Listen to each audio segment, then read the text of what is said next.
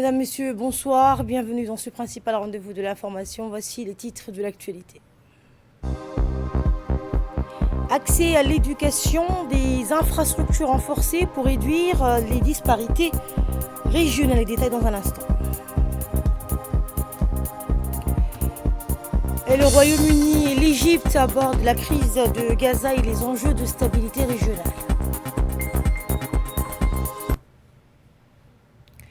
Améliorer l'accès à l'éducation pour tous, un défi relevé avec succès grâce à des infrastructures modernes et une volonté politique affirmée. Samantha Serré nous en dit plus. De la politique gouvernementale visant à améliorer l'accès à l'éducation, le ministre a inauguré 6 nouvelles classes qui viennent d'être ajoutées à l'ancien collège, permettant ainsi d'augmenter significativement la capacité d'accueil de l'établissement. Cette initiative répond à une forte demande et vise à offrir un cadre d'apprentissage adéquat à un nombre croissant d'élèves dans la région. Rappelons que dans son intervention, le ministre a souligné que les efforts pour renforcer les infrastructures éducatives à l'ICB ne s'arrêtent pas là. Très prochainement, la ville bénéficiera de la construction d'un second collège moderne. Ce nouvel établissement viendra soulager davantage la pression sur les infrastructures actuelles tout en garantissant à chaque enfant un accès à une éducation de qualité. Dans la foulée, le ministre a procédé à la pose de la première pierre pour la construction d'une école entièrement dédiée à l'enseignement du préscolaire et composée de 10 salles de classe. Ce projet, qui vise à renforcer l'accès à une éducation de qualité de plus de jeune âge, s'inscrit dans le cadre des efforts déployés pour le gouvernement pour atteindre l'objectif de développement durable lié à l'éducation. La nouvelle école préscolaire offrira un cadre moderne et adapté pour l'apprentissage et l'épanouissement de tous. Poursuivant son périple dans la région d'Arsejouk, consacré à l'inauguration du nouveaux établissements scolaires, le ministre de la délégation a mis le cap sur la localité de Nanan. Il a officiellement inauguré une école rurale intégrée. Depuis 2016, la région d'Ali-Sabi a vu la construction de l'équipement de 19 établissements scolaires supplémentaires, soit une augmentation de 110%. La plupart de ces établissements ont été implantés dans les localités éloignées, conformément à l'objectif démocratiser l'accès à l'éducation et de rapprocher les services éducatifs des populations vulnérables. Les effectifs des élèves sont passés de 11 783 élèves en 2016 à 16 233 élèves en 2025, soit une augmentation de 38%. Le taux de réussite au baccalauréat a atteint 65% en 2024.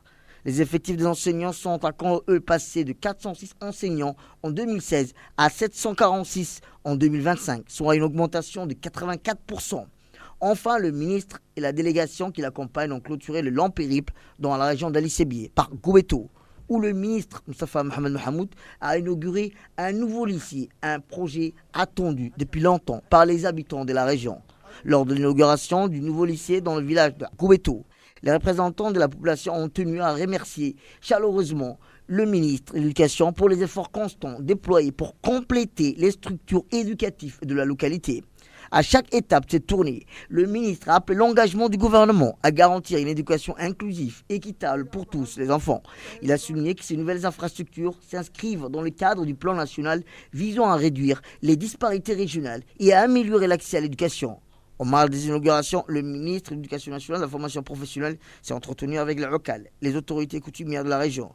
Lors de cet échange, le ministre a mis en lumière les efforts déployés par le gouvernement pour améliorer l'accès à l'éducation dans cette région, notamment à travers la construction d'infrastructures modernes et le renforcement des programmes éducatifs. Lors de son intervention, le ministre de l'Éducation nationale, Moustapha Mohamed Mahmoud, a rappelé que les efforts pour renforcer les infrastructures éducatives à l'ICB ne s'arrêtent pas là. Il a annoncé la prochaine construction d'un second collège moderne destiné à alléger la pression sur les infrastructures actuelles et à garantir à chaque enfant un accès équitable à une éducation de qualité. Dans le cadre du projet de post-alphabétisation digitale, l'Union nationale des femmes djiboutiennes, l'UNFD, en partenariat avec le Programme des Nations Unies pour le développement, le PNUD, a organisé une cérémonie de remise de certificats pour honorer les apprenantes ayant achevé leur formation. L'événement a réuni plusieurs personnalités, dont la ministre de la Femme et de la Famille, Mouna Ousmane Aden, la représentante du PNUD, la secrétaire générale de l'UNFD ainsi que la maire adjointe de Djibouti-Ville. Destinée aux femmes issues des 5 régions de l'intérieur, cette formation avait pour objectif de renforcer leurs compétences numériques afin de les intégrer pleinement dans une société de plus en plus connectée. À travers ce programme, l'UNFD poursuit son engagement en faveur de l'autonomisation des femmes, leur offrant des outils concrets pour améliorer leurs conditions de vie. Dans son discours, la ministre de la Femme et de la Famille a félicité les apprenantes pour leurs efforts et a mis en avant l'importance de l'inclusion digitale dans le développement socio-économique du pays. Et la cérémonie s'est terminée par la remise des certificats aux apprenantes, un moment empreint de fierté et d'émotion. Ces femmes, désormais équipées de compétences numériques, deviennent ainsi des actrices clés du changement et des modèles inspirants pour leur communauté. La représentante du PNUD à Djibouti a rappelé que ce projet s'inscrit dans les objectifs du développement durable, en particulier ceux visant à réduire les inégalités et à promouvoir un accès équitable à l'éducation et aux technologies. On l'écoute. Avec une très grande joie et une reconnaissance que je me tiens aujourd'hui devant vous à l'occasion de cette cérémonie qui marque une étape importante au-delà donc de la remise des diplômes et des certificats post-alphabétisation digitale, qui marque une étape dans la post-alphabétisation des femmes et du programme d'alphabétisation par l'Union des femmes de Djibouti, avec le soutien du ministère de la Femme et du PNUD. Il me semble que quand nous avons pris le pari, je pense après un discours mémorable de son Excellence le chef de l'État, de dire qu'il faut passer à la formation digitale des femmes à Djibouti, on s'est dit qu'il faut trouver les moyens et les ressources pour pouvoir initier et renforcer ce qui est fait dans le cadre de ce programme d'alphabétisation. Et je suis heureuse, Madame la secrétaire générale de l'UNFD, Madame la ministre, que nous ayons pu initier cette formation au profit de 150 femmes. Et comme vous avez dit, le choix a été très bien fait puisque c'était vraiment parmi les meilleurs. Et nous avons eu un taux de succès qui est remarquable pour une première phase parce que selon les évaluations de mon équipe, on a près de 88% de femmes qui ont réussi. Et je pense que ça se mérite d'être applaudi. Et je pense que ce résultat est le fruit donc de la très bonne organisation de votre équipe de l'UNFD, Madame la secrétaire générale, de toute l'équipe du programme d'alphabétisation, mais particulièrement de certaines personnes qui ont mis jour et nuit leur contribution pour qu'on puisse arriver à ce résultat. Et cela marque donc l'esprit collaboratif et le partenariat dynamique que nous avons avec le gouvernement de Djibouti, particulièrement le ministère de la Femme, mais également l'UNFD. Et de son côté, la secrétaire générale de l'UNFD a souligné que l'Union nationale des femmes djiboutiennes travaille sans relâche pour accompagner les femmes du pays. On l'écoute. L'honneur me choisit de vous accueillir ce matin au siège de l'UNFD pour célébrer ensemble la clôture du programme de post-alphabétisation pour les 150 meilleurs alphabétisés du programme de Djibouti-Ville et des régions de l'intérieur. Mesdames et messieurs, grâce à la volonté politique du président de la République, son Excellence M. Ismaïl Omar Guelleh, la lutte contre l'analphabétisme constitue une priorité pour le gouvernement. Fort de cet engagement politique, le programme national d'alphabétisation des adultes fonctionne d'une manière pérenne depuis 2018, grâce à l'appui financier du ministère des Affaires sociales et de la Solidarité, de la contribution technique du ministère de l'Éducation nationale et de la formation professionnelle, ainsi que l'apport du ministère de la Femme et de la Famille dans l'intégration des jeunes filles déscolarisées. Dans la même optique, le programme connaît un élargissement conséquent par l'introduction de 2 grands projets de renforcement de la résilience des populations agro-pastorales des régions de l'intérieur, intégrant chacun d'eux un volet d'alphabétisation fonctionnelle sur la promotion de l'agropastoralisme. Il s'agit du programme PEGIR et du PROFON, dans le cadre d'un nouveau partenariat avec le ministère de l'Agriculture. Et la maire adjointe de Djibouti-Ville, Mme Fatouma Mohamed Kamil, a salué le courage et la détermination des apprenantes qui ont su relever les défis pour mener à bien cette formation. Elle a insisté sur l'importance des compétences acquises et qui permettront à ces femmes de contribuer de manière significative au développement local et national, encourageant les apprenantes à mettre en pratique leurs connaissances et à inspirer d'autres femmes. Elle a conclu en affirmant que Djibouti a besoin de femmes dynamiques et engagée pour poursuivre sa marche vers le progrès. Dans son intervention, la ministre de la Femme et de la Famille, Mme Mouna Ousmane Aden, a réitéré donc l'importance de l'autonomisation des femmes pour le développement du pays. Elle a déclaré que la formation en post-alphabétisation digitale est un outil essentiel pour renforcer les compétences des femmes et les intégrer pleinement dans la société numérique. Elle a également exprimé sa reconnaissance envers les partenaires, notamment le PNUD et l'UNFD, pour leur engagement constant dans la promotion des initiatives en faveur des femmes. Dans l'actualité également, la semaine de promotion régionale des droits de l'homme organisée par la Commission nationale des droits de l'homme poursuit son itinéraire dans les régions de l'intérieur du pays. Après Tadjoura et Obok, la délégation conduite par le président de la CNDH, Ali Soubané-Até, a fait escale à Dikil, où elle a été chaleureusement accueillie par le préfet adjoint de la région et le président du conseil régional, Mahad Hussein. L'objectif principal est de sensibiliser les populations locales aux droits humains tout en relevant les défis liés à la migration et en répondant aux besoins des communautés d'accueil. Lors de son intervention, M. Ali Soubané-Até a expliqué que cette tournée vise à renforcer la compréhension et l'appropriation des droits de l'homme par les citoyens, soulignant l'importance d'un dialogue inclusif pour garantir le respect de ces droits. Le préfet adjoint et le président du conseil régional ont quant à eux réitéré leur soutien total à la mission de la CNDH et ont salué donc cette initiative qui place les droits humains au cœur du développement régional. Eh bien, les activités de Adikil ont été marquées par des visites essentielles, notamment au Croissant-Rouge, à la prison régionale, à la brigade de gendarmerie et au centre pour personnes vivant avec un handicap. Ces rencontres ont donné lieu à des discussions interactives et constructives entre la délégation et les participants. Ces échanges ont mis en lumière le rôle fondamental que chaque individu peut jouer dans la promotion et la défense des droits humains. La campagne, qui se déroule sur une semaine, se poursuivra dans d'autres régions, témoignant de l'engagement constant de la CNDH pour approcher ces valeurs universelles des citoyens de tout le pays.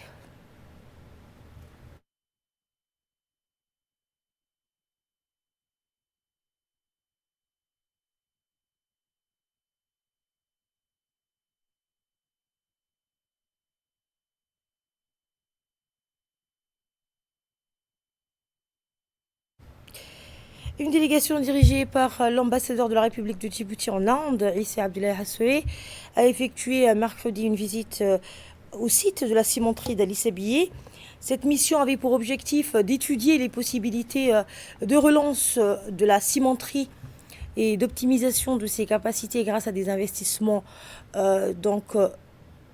Cette démarche s'inscrit dans le cadre des efforts constants de Djibouti pour renforcer sa coopération économique avec des partenaires stratégiques tels que l'Inde. Cette visite fait suite à une série de discussions fructueuses entre la délégation et les responsables gouvernementaux djiboutiens, notamment le ministre de l'économie et des finances et le président de l'autorité des ports et des zones franches. Ces rencontres ont permis d'identifier des opportunités de partenariat et d'investissement alignées sur les objectifs de développement économique et régional du pays.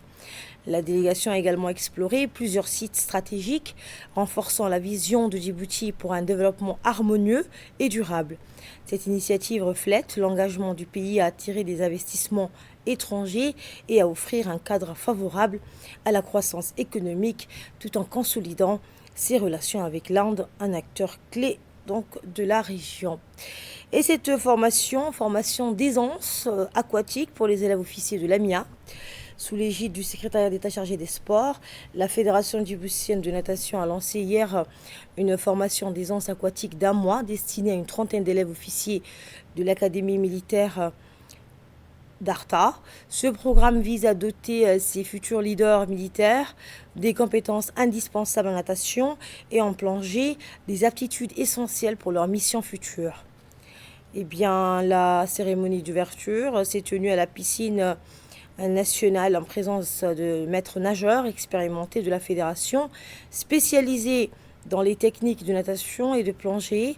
Eh bien, ces experts auront pour mission de transmettre aux participants des savoir-faire cruciaux leur permettant non seulement de se déplacer en toute sécurité dans l'eau, mais aussi d'exécuter des manœuvres complexes lors d'opérations militaires.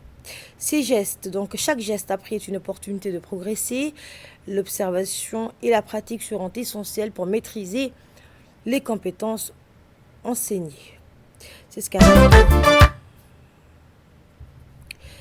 qu'a indiqué donc un des élèves donc de cette formation.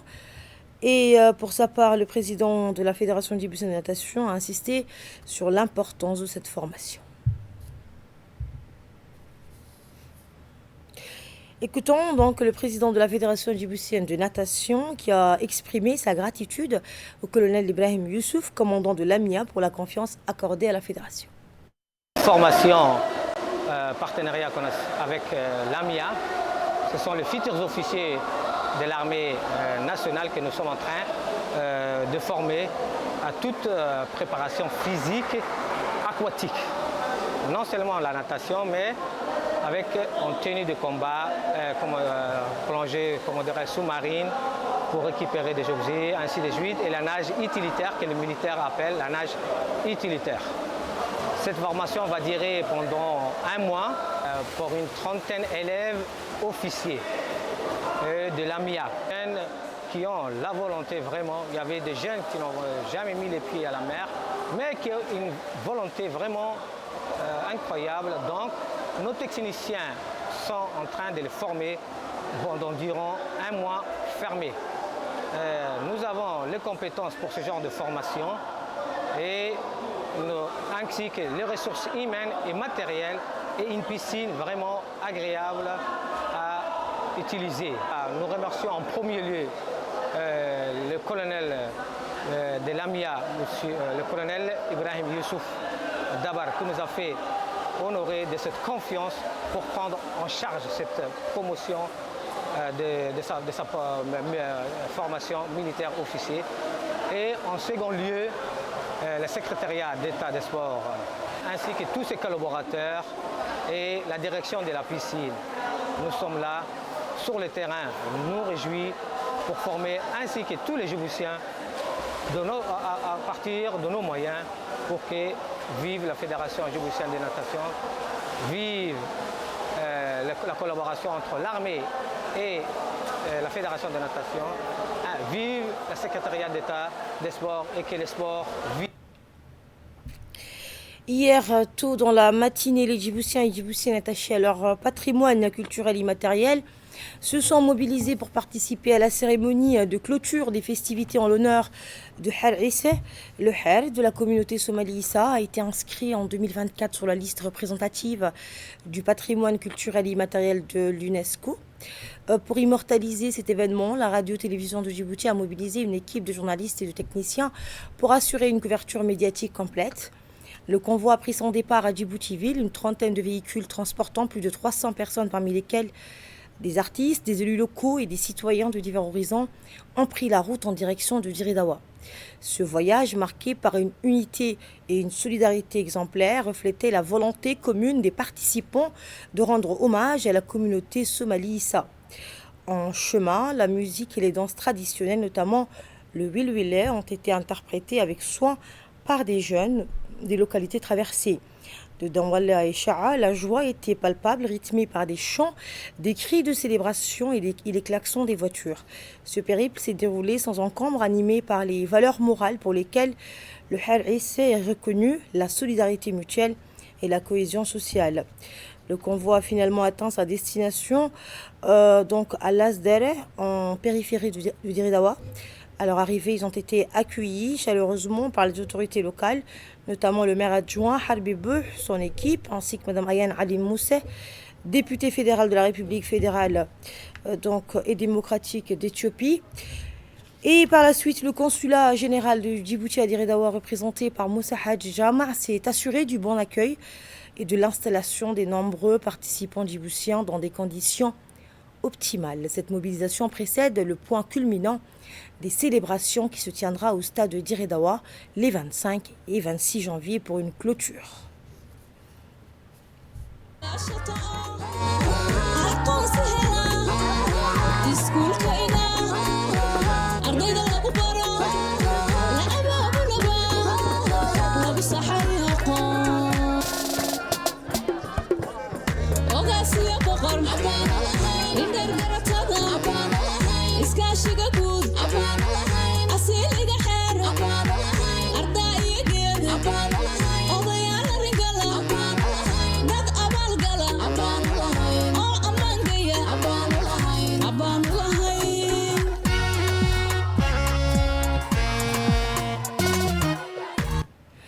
Et les participants donc ont exprimé leur satisfaction d'être arrivés à Diridawa après un voyage empreint de solidarité. Omar Bouh Odawa donc a indiqué une quarantaine de véhicules transportant de nombreuses personnes ont marqué ce périple. Il a salué l'accueil chaleureux qui leur a été réservé et s'est réjoui d'un programme riche en festivités, discussions et d'une grande cérémonie au stade de Diridawa animée par des artistes de renom. Et pour sa part, Mme Zeynab Ahmed Omar a souligné également l'importance de cette cérémonie culturelle perçue comme le couronnement de plusieurs années de travail. Zeynab Ahmed Omar donc, a particulièrement été touchée par l'accueil des populations des localités traversées qui, vêtues de leurs habits traditionnels, ont célébré leur passage par des chants et des danses témoignant de leur fierté culturelle. À la une également, après la sous-préfecture de Randa, cap sur la sous-préfecture de Dora, notamment le village de Dora, avant-dernière étape de la tournée de la caravane de solidarité pour la région de Tadjoura. Eh bien, à Dora, la ministre des Affaires sociales et des Solidarités, Mme Loufa Ismaël Abdo, accompagnée d'une importante délégation, a reçu un accueil des plus chaleureux. Ce n'est pas la première visite de la ministre dans cette sous-préfecture, ce qui a favorisé une rencontre harmonieuse avec la communauté locale. Cette assise s'est tenue en présence des autorités de la région de Tadjoura, des parlementaires, des élus locaux, ainsi que d'une population venue en masse des différentes localités de Dora. Donc, le parlementaire Omar Aden et la députée Hallo Mohamed ont souhaité la bienvenue à la délégation. Donc, ils ont également encouragé les habitants de Dora à exprimer leurs doléances et préoccupations directement auprès de la ministre et des autorités régionales. Et après Dora, la délégation conduite par Mme Loufa Ismaël Abdo s'est rendue à Balhou pour une réunion avec la communauté locale. On le rappelle, depuis le 11 janvier dernier, la ministre des Affaires sociales et des Solidarités mène sur le terrain la caravane de solidarité 2025. À Dora, les habitants ont exprimé leur joie et leur fierté d'accueillir la ministre, les autorités régionales, les parlementaires et les cadres du ministère des Affaires sociales et de la DDS.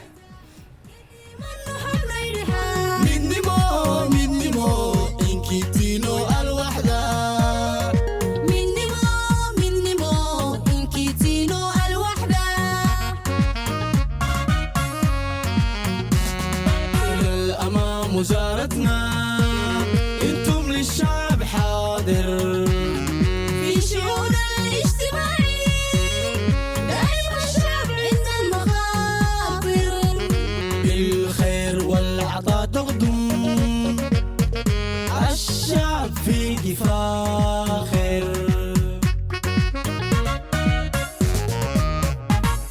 الى الامام وزارتنا انتم للشعب حاضر في شؤون الاجتماعي دائما الشعب عند المخاطر بالخير والعطاء تقدم الشعب فيك فاخر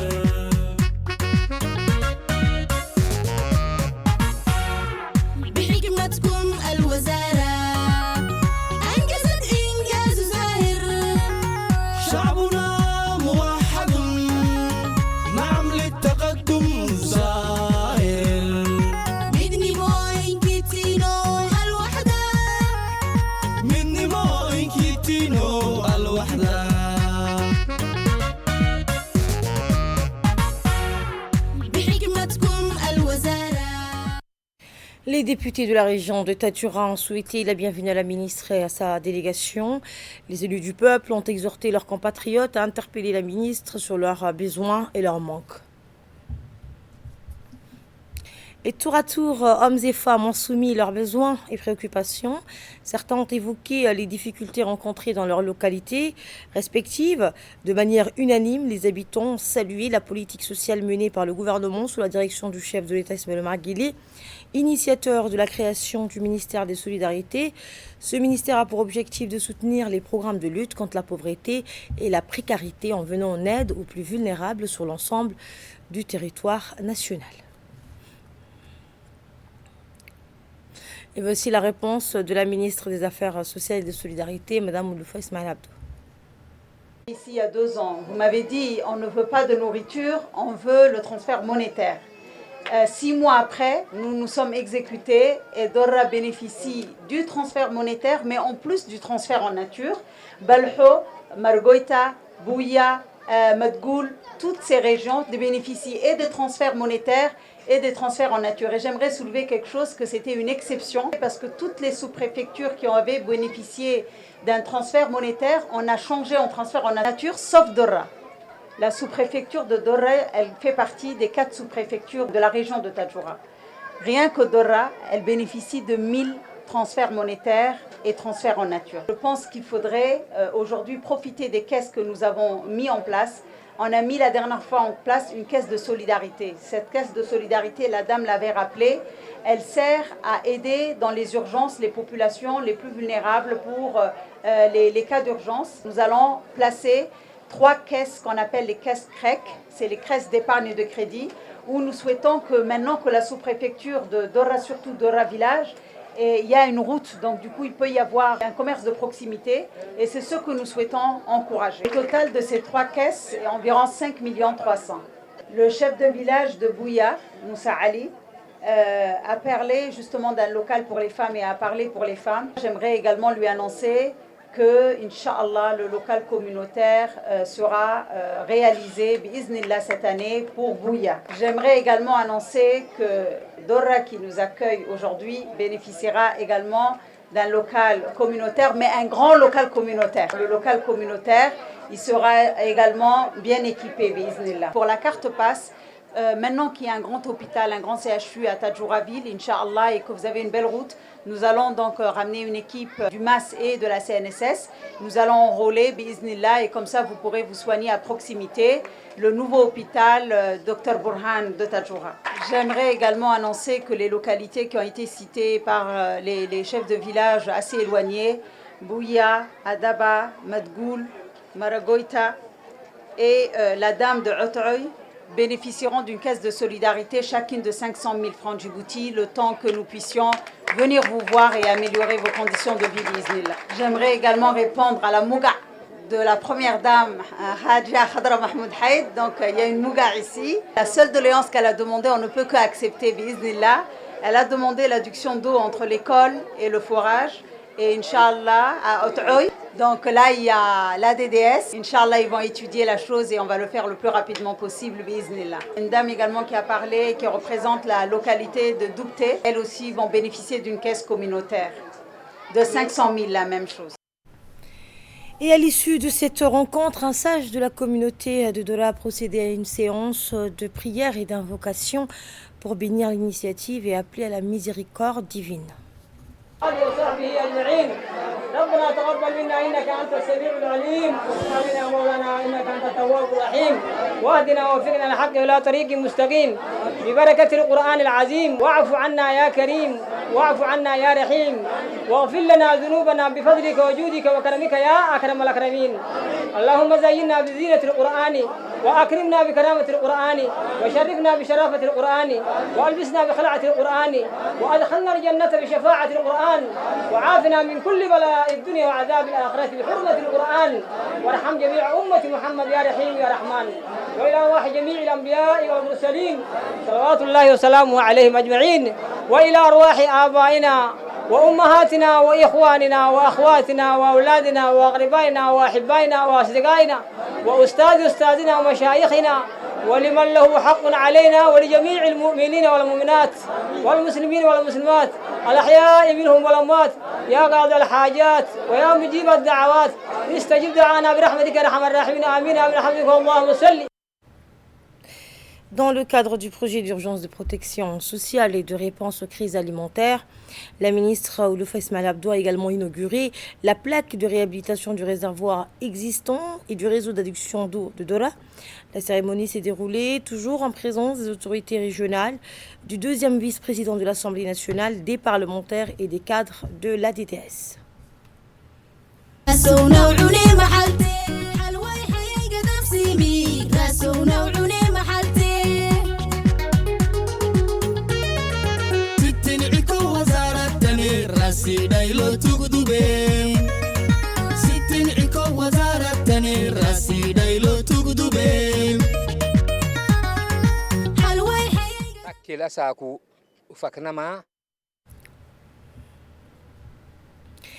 Et à présent, écoutons l'intervention du chef de projet DCC à la DDS.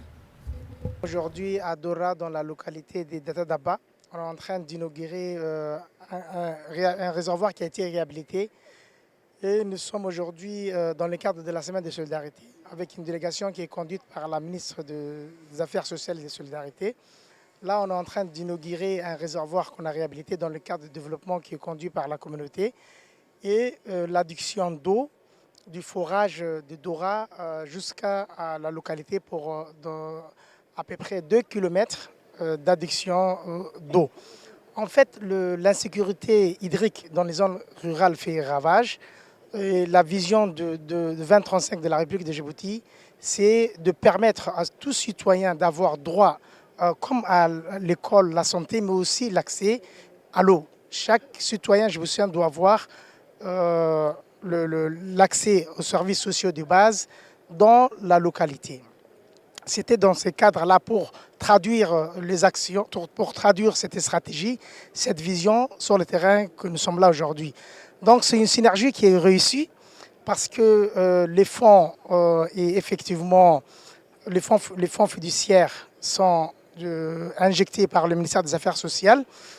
Les autorités locales sont les maîtrises d'ouvrage dans le sens où ils appuient le développement qui est conduit par la communauté. L'ADDS en tant qu'agence d'ouvrage, maîtrise d'ouvrage déléguée, et c'est une synergie qui est quand même réussie. Donc aujourd'hui, l'infrastructure est là. C'est le succès. Tout succès dépendra effectivement de la pérennité et de l'appropriation de la communauté du Dora pour donner sa place à cette infrastructure hydraulique qui est aujourd'hui effective. Au Caire, le ministre britannique des Affaires étrangères et son homologue égyptien ont abordé la stabilisation régionale, notamment le rôle clé de l'Égypte dans le cessez-le-feu à Gaza. L'accord instauré le 19 janvier vise à une paix durable après un conflit ayant causé plus de 47 000 morts. Malgré cela, Gaza reste dévastée, ses habitants confrontés à des déplacements et à la famine. Et c'est la fin de cette édition. Merci de votre aimable attention.